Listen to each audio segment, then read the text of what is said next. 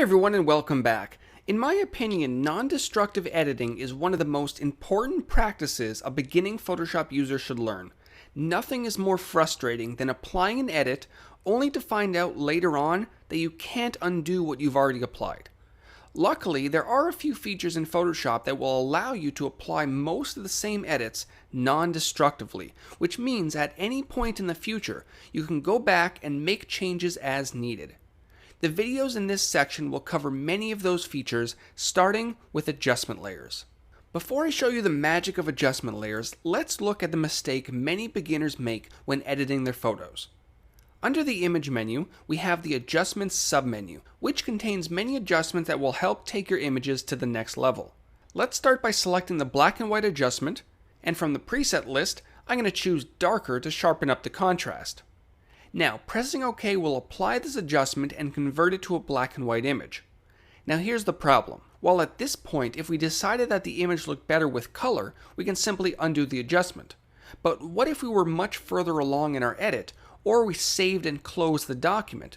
Well, when that happens, you're out of luck. If you apply adjustments to your images directly from the adjustments menu, they are applied directly to your image.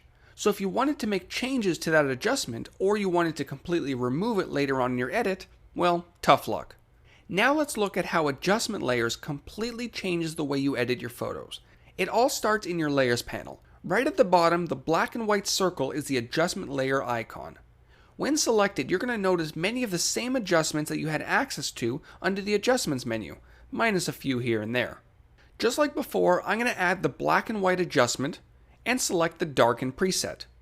It's the exact same adjustment, but this time instead of the adjustment being applied directly to your image, an adjustment layer was added in our layers panel.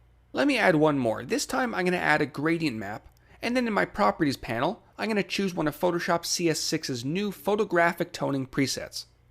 Again, notice how a new layer has been added, which contains the gradient map adjustment. If you haven't figured out the advantage of using adjustment layers yet, because the adjustments are added as separate layers rather than direct adjustments, at any point in the future you can simply click on the adjustment you want to make changes to, and back in the Properties panel, you'll find your settings just as you left them. So far so good, right?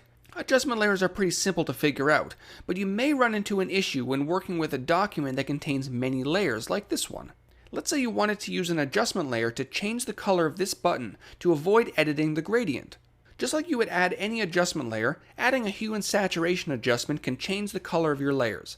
However, you're going to notice that as I change the hue value, not only does the button's color change, but everything else under the adjustment changes as well. Clearly this isn't what I intended. Here's how to fix a situation like this. First, make sure that the adjustment layer is right above the layer or group containing the layers that you want to affect.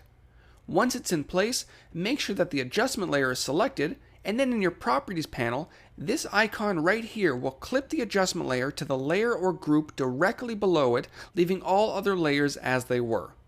And that's a look at adjustment layers in Photoshop, a way to edit your photos non-destructively. Now there is one more feature that's available when using adjustment layers, but you're going to learn about that in the very next video when we cover layer masks. We'll see you soon.